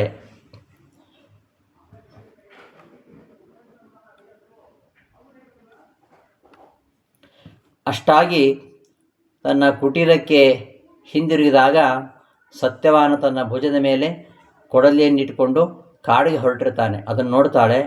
ಅವಳು ತಡಿತಾಳೆ, ಒಬ್ಬಂಟಿಯಾಗಿ ಕೆಲಸಕ್ಕೆ ಹೋಗೋದು ಬೇಡ ಅಂಥೇಳಿ. ಅದಕ್ಕೆ ಈ ದಿನ ನಾನು ಕೂಡ ಕಾಡಿಗೆ ಬರ್ತೇನೆ ಅಂತ ಹೇಳ್ತಾಳೆ. ಕೊನೆಗೆ ದ್ಯುಮತ್ಸೇನನ ಅನುಮತಿಯನ್ನು ಪಡೆದುಕೊಂಡು ಬಾ ಅಂತ ಸತ್ಯವಾನ ಹೇಳ್ತಾನೆ. ಸಾವಿತ್ರ ತನ್ನ ಮಾವನನ್ನು ಸಂಪರ್ಕ ಮಾಡಿ, ನಾನು ನನ್ನ ಪತಿಯನ್ನು ಬಿಟ್ಟಿರಲಿಕ್ಕೆ ಆಗೋದಿಲ್ಲ, ಅಂತ ಸಹಿಸೋದಿಲ್ಲ, ಆದ್ದರಿಂದ ನಾನು ಅವನ ಜೊತೆಗೆ ಹೋಗ್ತೇನೆ ಬೇಡ್ಕೊಳ್ತಾಳೆ. ಸರಿ, ಅವನೊಂದಿಗೆ ಹೋಗಲಿಕ್ಕೆ ಅನುಮತಿಯನ್ನು ಕೇಳಿದಾಗ ಕೊನೆಗೆ ಅವರು ಒಪ್ಕೊಳ್ತಾರೆ. ಹೀಗೆ ಅನುಮತಿಯನ್ನು ಪಡೆದಂತಹ ಯುವ ದಂಪತಿಗಳು ಸಂತೋಷದಿಂದ ಕೈ ಜೋಡಿಸಿ ಹೊರಡ್ತಾರೆ. ಸತ್ಯವಾನ ನೀರನ್ನು ಹೊತ್ತು ಪವಿತ್ರ ನದಿಗಳನ್ನು ಸಾವಿತ್ರಿ ತೋರಿಸ್ತಾನೆ. ಅನೇಕ ನದಿಗಳನ್ನು ತೋರಿಸ್ತಾನೆ. ಹೂಗಳಿಂದ ತುಂಬಿರತಕ್ಕಂತಹ ಮರಗಳನ್ನು ತೋರಿಸ್ತಾನೆ. ಸುಂದರವಾಗಿರತಕ್ಕಂಥ ಆಹ್ಲಾದಕರವಾಗಿರ್ತಕ್ಕಂತಹ ಕಾಡುಗಳಲ್ಲಿ ಆ ನವಿಲುಗಳ ಹಿಂಡು ನೃತ್ಯ ಮಾಡ್ತಾ ಇರೋದನ್ನು ತೋರಿಸ್ತಾನೆ. ಸುತ್ತಮುತ್ತ ಇರತಕ್ಕಂತಹ ಸೌಂದರ್ಯದಿಂದ ಮತ್ತು ತನ್ನ ಪ್ರಿಯಕರನ ಸಹವಾಸದಿಂದ ಬಹಳ ಸಂತೋಷಗೊಂಡಿರ್ತಾಳೆ ಸಾವಿತ್ರಿ. ಅಷ್ಟೇ ಸಿಹಿಯಾಗಿ ಪ್ರತಿಕ್ರಿಯಿಸ್ತಾಳೆ. ಆದರೆ ತನ್ನ ಪತಿಯ ಎಲ್ಲ ಚಲನವಲನಗಳನ್ನು ನಿರಂತರ ಗಮನಿಸ್ತಾ ಇರ್ತಾಳೆ. ಅವನಿಗೇನಾಗ್ತದೋ ಅಂತ. ಯಾವಾಗಲೂ ಅವನನ್ನು ನೋಡ್ತಾ ಇರ್ತಾಳೆ. ನಾರದರ ಮಾತುಗಳನ್ನು ನೆನಪಿಸ್ಕೊಳ್ತಾಳೆ. ಅವನ ಜೀವ ಇನ್ನೇನು ಈಗ ಗಂಟೆಗಳಲ್ಲಿದೆ ಅಷ್ಟೇ. ಕಾಲಪುರುಷನ ಆಗಮನದೊಂದಿಗೆ ಅವನು ಸಾಯ್ತಾನೆ ಅಂತ ಅವಳು ತಿಳ್ಕೊಂಡಿರ್ತಾಳೆ. ಬಹಳ ಸಂಕಟ ಪಡ್ತಾ ಇದ್ದಾಳೆ. ಕಠಿಣವಾಗಿರ್ತಕ್ಕಂತಹ ಪರಿಶ್ರಮ ಪಡ್ತಾ ಇದ್ದಾಳೆ. ಆದರೂ ಕೂಡ ಯಾವುದನ್ನು ತೋರಿಸ್ಕೊಳ್ಳದೆ ಶಾಂತವಾಗಿರ್ತಾಳೆ.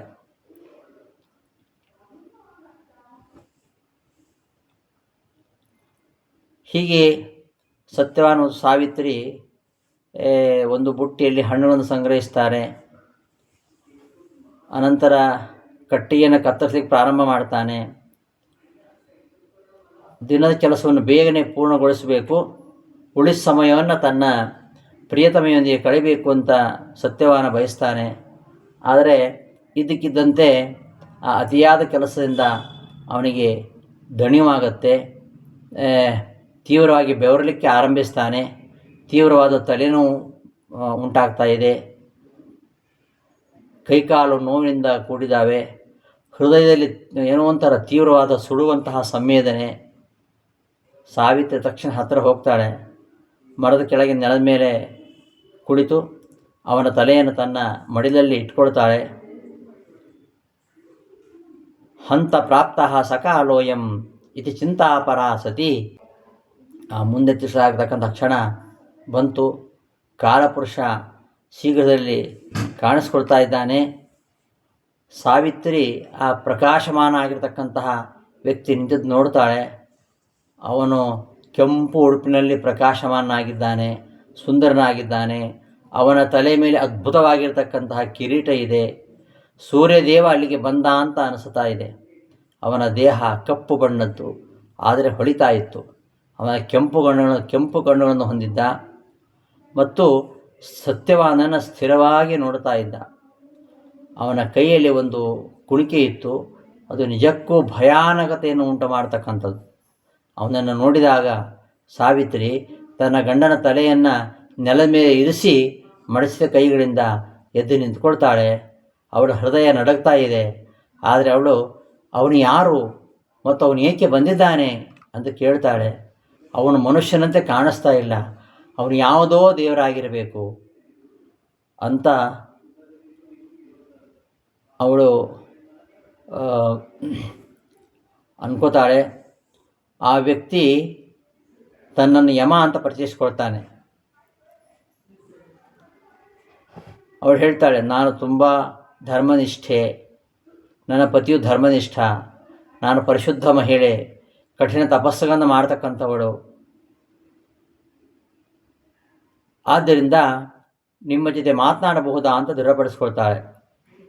ನೀನು ವಿವಸ್ವನ ಪರಾಕ್ರಮಿ ಮಗ, ಅದಕ್ಕಾಗಿ ವಿದ್ವಾಂಸನನ್ನು ವೈವಸ್ವತ ಅಂತ ಕರೀತಾರೆ. ಎಲ್ಲ ಜೀವಿಗಳಿಗೆ ನೀನು ನ್ಯಾಯವಂತ, ನೀನು ಧರ್ಮವನ್ನು ಎತ್ತಿ ಹಿಡಿತೀಯ. ಓ ಕರ್ತನೆ, ಧರ್ಮರಾಜ, ನೀನು ಧರ್ಮರಾಜ ಅಲ್ವಾ? ಅವಳ ಮಾತು ದೃಢವಾಗಿತ್ತು, ಮಾತು ಅದು ವ್ಯಾಕರಣಬದ್ಧವಾಗಿತ್ತು, ಧರ್ಮದಲ್ಲಿ ಸ್ಥಿರವಾಗಿರುವುದರಿಂದ ಅವಳು ಹೇಳ್ತಾಳೆ, ಅವನಿಲ್ಲದೆ ನಾನು ಹಿಂದಿರಿಸಲಿಕ್ಕೆ ಸಾಧ್ಯ ಇಲ್ಲ.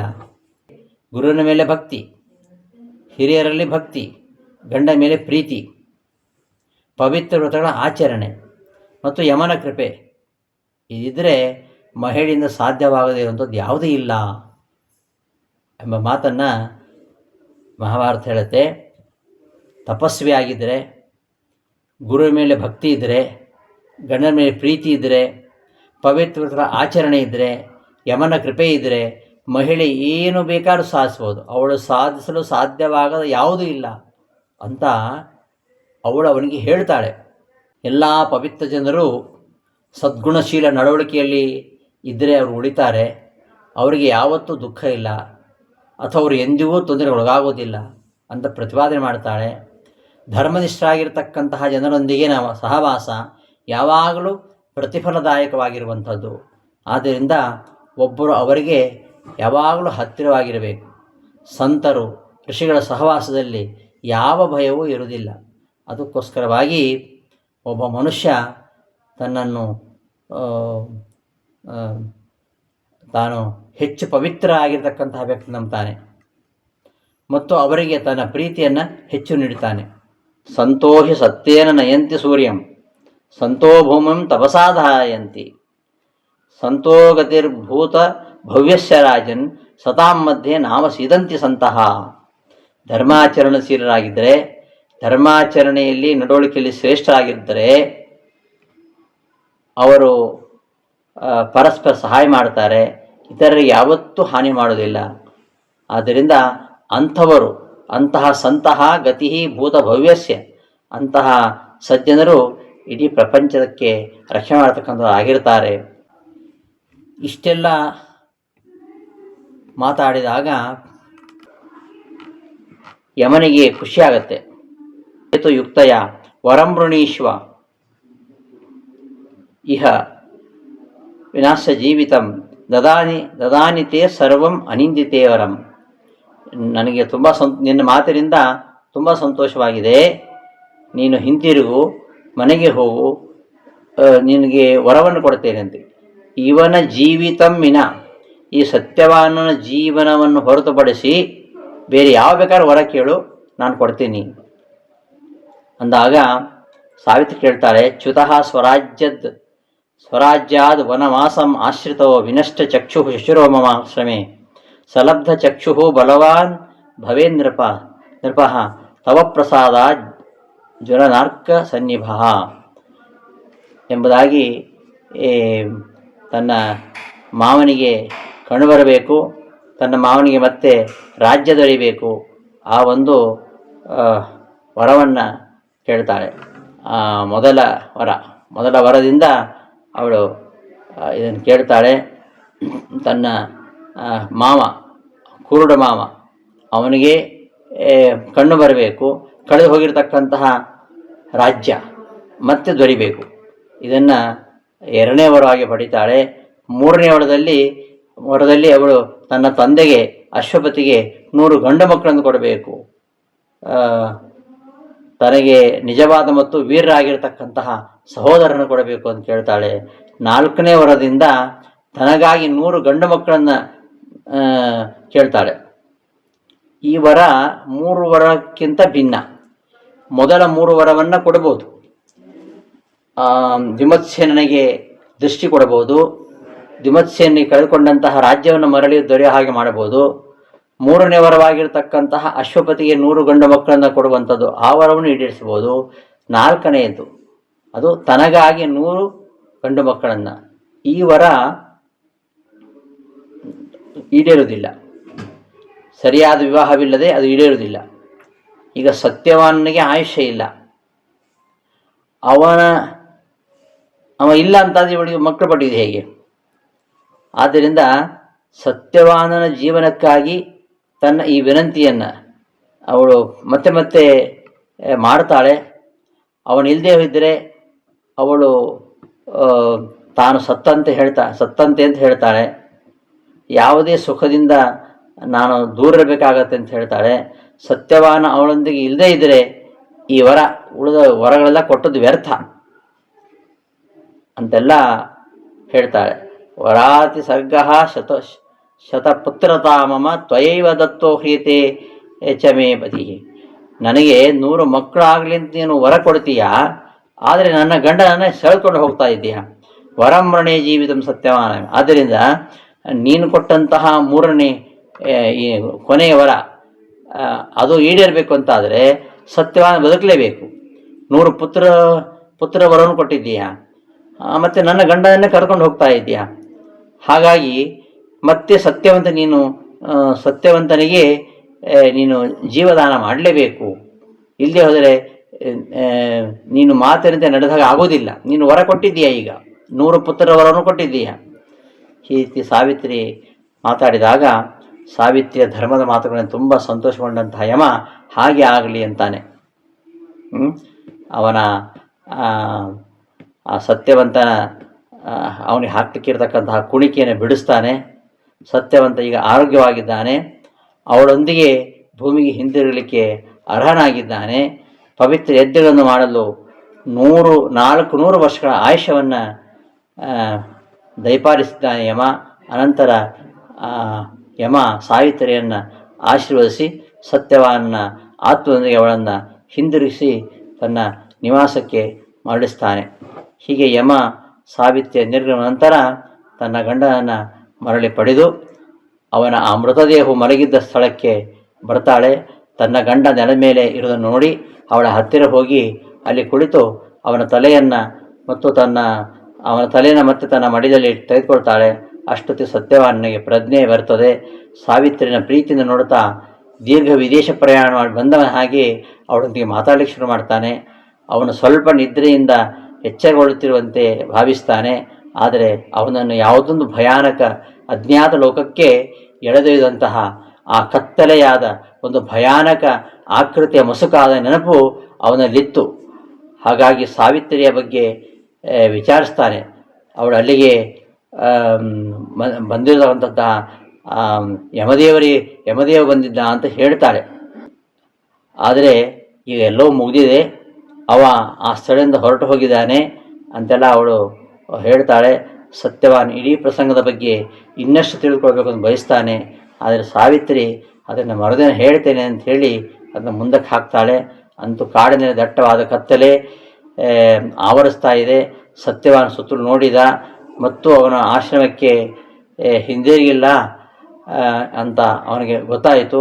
ರಾತ್ರಿ ಇಷ್ಟಾದರೂ ನಾನು ನನ್ನ ವೃದ್ಧ ಹೆತ್ತವರನ್ನು ನೋಡದೆ ಇದ್ದೇನಲ್ಲ, ಅವರು ಎಷ್ಟು ತೊಂದರೆಗೆ ಈಡಾಗಿರ್ತಾರೆ ಅಂತ ಚಿಂತಿತನಾಗ್ತಾನೆ. ಸತ್ಯವಾನ್ ತನ್ನ ನಿದ್ರೆಯನ್ನು ಶಪಿಸಲಿಕ್ಕೆ ಪ್ರಾರಂಭ ಮಾಡ್ತಾನೆ. ಯಾಕೆ ಇಷ್ಟು ನಿದ್ದೆ ಬಂತು, ಸಾಧ್ಯವಾದಷ್ಟು ಬೇಗನೆ ನಾವು ಮನೆಗೆ ಹೋಗಬೇಕು ಅಂತ ಸಾವಿತ್ರಿಯೊಂದಿಗೆ ಮಾತಾಡ್ತಾನೆ. ಈಗಲೇ ಆಶ್ರಮಕ್ಕೆ ಹೋಗೋಣ ಅಂತ ಒತ್ತಾಯಪಡಿಸ್ತಾನೆ. ಆದರೆ ಸಾವಿತ್ರಿ ಹಿಂಜರಿತಾಳೆ. ಅವನ ಆ ದೈಹಿಕ ಸ್ಥಿತಿ, ಕತ್ತಲೆ, ಕಾಡಿನಲ್ಲಿ ದಾರಿ ಕೂಡ ಸರಿಯಾಗಿ ಕಾಣೋದಿಲ್ಲ, ದಾರಿ ತಪ್ಪಿದರೆ ಇನ್ನೂ ಅಪಾಯಕಾರಿ. ಅವಳು ತುಂಬ ಭಯಭೀತರಾಗಿರ್ತಾಳೆ. ನಕ್ತಂಚರಾಹ ಚರಂತೇತೆ ಹೃಷ್ಟಃ ಕ್ರೂರಾಭಿಭಾಷಣಃ ಶಯಂತೆ ಪೂರ್ಣ ಶಬ್ದಾಶ್ಚ ಮೃಗಾಣಾಂ ಚರತಾಮನೆ. ರಾತ್ರಿ ಹೊತ್ತು ಈ ರಾಕ್ಷಸರು ಓಡಾಡ್ತಕ್ಕಂತಹ ಜಾಗ, ಕಾಡಿನಲ್ಲಿ ಕಾಡು ಮೃಗಗಳು ಓಡಾಡ್ತಾ ಇರ್ತವೆ. ಆದ್ದರಿಂದ ಆ ಒಂದು ಭಯಾನಕವಾಗಿರತಕ್ಕಂತಹ ನರಿಗಳ ಕೂಗು ನನ್ನ ಮನಸ್ಸು ಮತ್ತು ಹೃದಯವನ್ನು ನಡುಗಿಸ್ತದೆ. ಈ ಭಯದಿಂದ ಪೀಡಿತರಾಗಿರ್ತಕ್ಕಂತಹ ಅವಳು ಮರುದಿನ ಬೆಳಗ್ಗೆ ಹಿಂದಿರುಗೋಣ ಅಂತ ಅವನ ಮನಸ್ಸನ್ನು ಓಡಿಸಲಿಕ್ಕೆ ಪ್ರಾರಂಭ ಮಾಡ್ತಾಳೆ. ಆದರೆ ಸತ್ಯವಾನ ಕೇಳುವುದಿಲ್ಲ. ಅದನ್ನು ಅವನು ಅಳ್ಳಿಕ್ಕೆ ಪ್ರಾರಂಭ ಮಾಡ್ತಾನೆ. ಹೆತ್ತವರಿಂದ ಬೇರ್ಪಡುವಿಕೆಯನ್ನು ಅವನು ಯಾವತ್ತೂ ಸಹಿಸುವುದಿಲ್ಲ. ಅವನು ಸಾವಿತ್ರಿಗೆ ಹೇಳ್ತಾನೆ, ನನ್ನ ಕುರುಡು ತಂದೆ ವೃದ್ಧ ತಾಯಿ ಖಂಡಿತವಾಗಿಯೂ ಅವರು ಖುಷಿಯಾಗಿರಬೇಕು, ಅವರ ಯೋಗಕ್ಷೇಮದ ಬಗ್ಗೆ ವಿಚಾರಿಸ್ತಾನೇ ಇರಬೇಕು ಅಂತ ಹೇಳ್ತಾನೆ. ಅವರನ್ನು ಹೆಚ್ಚು ಹೆಚ್ಚು ನೆನೆಸ್ಕೊಂಡಷ್ಟು ಅವನಿಗೆ ಹೆಚ್ಚು ಅಳು ಬರ್ತದೆ. ತಕ್ಷಣ ಹೋಗಿ ತನ್ನ ಮಾತಾಪಿತೃಗಳಿಗೆ ಗೌರವ ಸಲ್ಲಿಸಬೇಕು ಅಂತ ಬಯಸ್ತಾನೆ. ತನ್ನ ಗಂಡ ಹೇಳ್ತಾ ಇರತಕ್ಕಂತಹ ಸತ್ಯವನ್ನು ಅರಿತುಕೊಂಡು ಅವನು ತೋರಿಸಿದಂತಹ ಹಿರಿಯ ಮೇಲಿನ ಆಳವಾದ ಗೌರವ ಹಾಗೂ ಭಕ್ತಿಯನ್ನು ನೋಡಿ ಅವನ ಜೀವನದ ಪ್ರತಿಯೊಂದು ಕ್ರಿಯೆಯಲ್ಲಿಯೂ ಅವನ ಧರ್ಮವನ್ನು ಪಾಲಿಸುವಳಾಗಿದ್ದಂತಹ ಸಾವಿತ್ರಿ ತಡ ಮಾಡದೆ ಹಿಂತಿರುಗಲಿಕ್ಕೆ ಒಪ್ಕೊಳ್ತಾಳೆ. ಅವಳು ಎದ್ದು ತನ್ನ ಸಡಿದ ಕೂದಲನ್ನು ಗಂಟು ಹಾಕ್ಕೊಳ್ತಾಳೆ. ಗಂಡನ ಎರಡೂ ಕೈಗಳನ್ನು ಹಿಡಿದುಕೊಂಡು ಅವನು ನಿಲ್ಲಲಿಕ್ಕೆ ಸಹಾಯ ಮಾಡ್ತಾಳೆ. ಸತ್ಯವಾನ ಅವನ ದೇಹದ ಮೇಲಿರತಕ್ಕಂತಹ ಧೂಳನ್ನು ಸವರ್ತಾ ಸುತ್ತಲೂ ನೋಡಿದಾಗ ಅಲ್ಲಿ ಹಣ್ಣಿನ ಬುಟ್ಟಿ ಇರುತ್ತೆ. ಸಾವಿತ್ರಿ ಅದನ್ನು ನಾಳೆ ಬೇಗ ತೆಗೆದುಕೊಂಡು ಹೋಗ್ಬೋದು ಅಂತ ಹೇಳ್ತಾಳೆ. ಆ ಬುಟ್ಟಿಯನ್ನು ಒಂದು ಮರದ ಕೊಂಬೆಗೆ ಕಟ್ತಾಳೆ. ಭುಜದ ಮೇಲೆ ಕೊಡಲಿಯನ್ನು ಹಿಡಿದುಕೊಂಡು ತನ್ನ ಗಂಡ ನಿಂತ ಸ್ಥಳಕ್ಕೆ ಹೋಗ್ತಾಳೆ. ಅವನ ಸೊಂಟವನ್ನು ಬಲಗೈಯಿಂದ ಎಡಗೈಯನ್ನು ಎಡಭುಜದ ಮೇಲೆ ಸುತ್ತುವರೆದು ನಿಧಾನವಾಗಿ ನಡಲಿಕ್ಕೆ ಪ್ರಾರಂಭಿಸ್ತಾರೆ. ಈ ಮಧ್ಯೆ ಆಶ್ರಮದಲ್ಲಿ ವಿಮತ್ಸೇನನಿಗೆ ಇದ್ದಕ್ಕಿದ್ದ ಹಾಗೆ ದೃಷ್ಟಿ ಬಂದದ್ದು ಎಲ್ಲವೂ ಸ್ಪಷ್ಟವಾಗಿ ಅವನಿಗೆ ಕಾಣಿಸ್ತಾ ಇದೆ. ಆಶ್ಚರ್ಯ. ಆ ಸತ್ಯವಾನ್ ಹಿಂತಿರುಗಿ ಬಂದಿಲ್ಲ ಅಂತೇಳಿದ ಅವನಿಗೆ ತುಂಬ ದುಃಖವಾಗುತ್ತೆ. ಅವನ ಮನಸ್ಸು ಅಹಿತಕರ ಘಟನೆಗಳ ಬಗ್ಗೆ ಯೋಚಿಸ್ತಾ ಹುಚ್ಚಾಗಿ ಎಳೆದಾಡ್ತಾ ಇತ್ತು. ಇನ್ನೊಂದು ದೊಡ್ಡ ಭಯ ಅವನನ್ನು ಆವರಿಸಿತ್ತು. ಅವನು ತನ್ನ ಹೆಂಡತಿಯೊಂದಿಗೆ ತನ್ನ ಮಗ ಹಾಗೂ ಸೊಸೆಯ ಬಗ್ಗೆ ವಿಚಾರಿಸಿದಾಗ ಒಂದು ಗುಡಿಸಲಿನಿಂದ ಇನ್ನೊಂದು ಗುಡಿಸಲಿಗೆ ಹೋಗ್ತಾನೆ. ಅವರವರನ್ನು ಹುಡುಕ್ತಾ ನದಿ ದಂಡೆಗಳಿಗೆ ಹೋಗ್ತಾರೆ. ಸುತ್ತಮುತ್ತಲ ಅಸಂಖ್ಯಾತ ಸರೋವರಿಗೆ ಹೋಗ್ತಾರೆ. ಕಾಡಿನ ಕಠಿಣ ಭಾಗಗಳಲ್ಲಿ ಅಲೆದಾಡ್ತಾರೆ. ದಟ್ಟವಾದ ಮುಳ್ಳಿನ ಪೊದೆಗಳನ್ನು ಕತ್ತರಿಸಿ ದೂರದಲ್ಲಿ ಕೆಲವು ಧ್ವನಿಗಳನ್ನು ಕೇಳಿದಾಗಲೆಲ್ಲ ಅವರು ಸತ್ಯವಾನ ಇರಬೇಕು ಅಂತ, ಸತ್ಯವಾನ ಸಾವಿತ್ರಿರಬೇಕು ಅಂತ ಭಾವಿಸ್ತಾರೆ ಅಥವಾ ಊಹಿಸ್ತಾರೆ. ಸ್ವಲ್ಪ ಸಮಯದ ನಂತರ ಸತ್ಯವಾನ್ ತನ್ನ ಪತ್ನಿ ಸಾವಿತ್ರಿಯೊಂದಿಗೆ ಆಶ್ರಮದ ಆವರಣಕ್ಕೆ ಬರ್ತಾನೆ. ಎಲ್ಲರಿಗೂ ಅಪಾರವಾಗಿರ್ತಕ್ಕಂಥ ಸಂತೋಷವಾಗತ್ತೆ.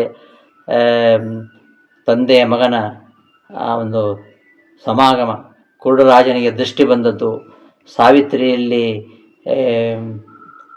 ಅವರ ಭವಿಷ್ಯದ ಬಗ್ಗೆ ಅದ್ಭುತವಾಗಿರ್ತಕ್ಕಂತಹ ಸೂಚನೆಗಳನ್ನು ಅವರು ಕಾಣ್ತಾರೆ.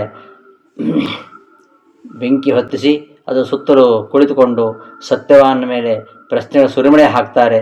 ರಾತ್ರಿ ಕತ್ತಲೆ ಆದಾಗ ಅವನು ಯಾಕೆ ಹಿಂದಿರುಗಲಿ ತಡ ಮಾಡಿದ, ಏನಾಯಿತು, ಅದನ್ನು ಅರ್ಥ ಮಾಡ್ಕೊಳ್ಬೇಕು ಅಂತ ಬಯಸ್ತಾರೆ. ಹಿಂತಿರುಗುವಾಗ ಅವನಿಗೇನೋ ಅಡಚಣೆ ಆಗಿತ್ತು ಅಂತ ತಿಳಿಲಿಕ್ಕೆ ಕಾತರಾಗಿರ್ತಾರೆ. ಹೀಗೆ ಯುಧಿಷ್ಠಿರನಿಗೆ ಸಾವಿತ್ರಿ ಕಥೆಯನ್ನು ವಿವರಿಸ್ತಾ ಮಾರ್ಕಂಡೇಯರು ತನ್ನ ಭಕ್ತಿಯಿಂದ ಮತ್ತು ತನ್ನ ಪತಿಗಾಗಿ ಬಹಳವಾಗಿ ಬಳಲುವ ಮೂಲಕವಾಗಿ ಆ ಯುವ ಧರ್ಮನಿಷ್ಠ ಮಹಿಳೆ ಅವನನ್ನು ಹೇಗೆ ವಿನಾಶದಿಂದ ರಕ್ಷಣೆ ಮಾಡಿದ್ಲು, ಎರಡೂ ಕುಟುಂಬಗಳಿಗೆ ಹೇಗೆ ಸಮೃದ್ಧಿಯನ್ನು ತಂದಳು ಎಂಬ ವಿಚಾರವನ್ನು ಮಾರ್ಕಂಡೇಯರು ಹೇಳ್ತಾರೆ. ಹಾಗೆ ಸಾವಿತ್ರಿಯಂತೆ ದ್ರೌಪದಿಯು ಕೂಡ ಪಾಂಡವರಿಗೆ ಅದೃಷ್ಟರವಳಾಗಿದ್ದಾಳೆ ಎಂಬ ಭರವಸೆಯನ್ನು ನೀಡ್ತಾರೆ.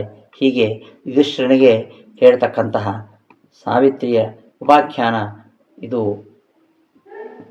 ಮಹಾಭಾರತದಲ್ಲಿ ವರ್ಣಿತವಾಗಿದೆ. ಇದನ್ನೇ ವಿಜಯದಾಸರು ಹೇಳಿದ್ದು, ಒಬ್ಬರಿ ಪತಿಗಾಗಿ ಧರ್ಮನ ಸಭೆಯ ಸಾರಿ ನಿಬ್ಬರದಿ ಪ್ರಾಣವನ್ನು ಪಡೆದಳು ನೋಡ ಅಂತ ವಿಜಯದಾಸರು ಈ ವಿಚಾರವನ್ನು ಹೇಳ್ತಾರೆ. ಆ ಸಾವಿತ್ರಿ ತನ್ನ ಗಂಡ ಅಲ್ಪಾಯುಷ್ಯ ಅಂತ ಗೊತ್ತಿದ್ರೂ ಕೂಡ ಮದುವೆ ಮಾಡಿಕೊಂಡು ವೃತಾಯನ ಮಾಡಿ ಯಮಧರ್ಮ ಬಂದು ಪಾಶ ಹಾಕಿ ಪತಿ ನಡೆದುಕೊಂಡು ಹೋಗುವಾಗ ಅವನ ಜೊತೆಗೆ ಹೋಗಿ ತನ್ನ ಮಾವನಿಗೆ ರಾಜ್ಯ ಕಣ್ಣುಗಳು ಬರಲೆಂಬ ವರವನ್ನು ಪಡಿತಾಳೆ. ತನಗೆ ತನ್ನ ಪತಿಯಿಂದ 100 ಮಕ್ಕಳಾಗಬೇಕೆಂದು ವರ ಕೇಳ್ತಾಳೆ. ಅದಕ್ಕೆ ತಾಸ್ತು ಅಂದ ಯಮರಾಜ. ಆಗ ತನ್ನ ಮಾತಿಗೆ ಕಟ್ಟುಬಿದ್ದು ಜೀವನ ಮತ್ತೆ ದೇಹದೊಂದಿಗೆ ಸೇರಿಸಿದ. ಇಂತಹ ಒಂದು ದೊಡ್ಡ ಸಾವಿತ್ರಿ ಹುಣ್ಣಿಮೆಯ ದಿನ ಈ ಸಾವಿತ್ರಿಯ ಉಪಾಖ್ಯಾನವನ್ನು ನೆನೆಸ್ಕೊಳ್ಳುವಂಥದ್ದು, ಅನುಸಂಧಾನ ಮಾಡಿಕೊಳ್ಳುವಂಥದ್ದು ಯುಕ್ತವಾಗಿದೆ. ಇದನ್ನೇ ವಿಜಯದಾಸರು ಒಬ್ಬ ಸತಿ ಪತಿಗಾಗಿ ಧರ್ಮನ ಸಭೆಯ ಸಾರಿ ನಿಬ್ಬರದಿ ಪ್ರಾಣ ಪಡೆದರು ನೋಡ ಅಂತ ನಿರೂಪಣೆ ಮಾಡ್ತಾರೆ. ಹೀಗೆ ಈ ಒಂದು ಸಾವಿತ್ರಿಯ ಒಂದು ಕಥೆ ಒಂದು ತಪಸ್ಸು, ಒಂದು ಗಂಡನ ಮೇಲೆ ಪ್ರೀತಿ ಇದ್ದರೆ ಒಬ್ಬ ಮಹಿಳೆ ಏನು ಬೇಕಾದರೂ ಮಾಡಬಹುದು, ಎಂಥದನ್ನು ಬೇಕಾದ್ರೂ ಸಾಧಿಸ್ಬೋದು ಎಂಬುದನ್ನು ಸಾವಿತ್ರಿ ತನ್ನ ಜೀವನ ಮೂಲಕವಾಗಿ ತೋರಿಸ್ಕೊಟ್ಟಿದ್ದಾಳೆ. ಶ್ರೀಕೃಷ್ಣ ಅರ್ಪಣಮಸ್ತು.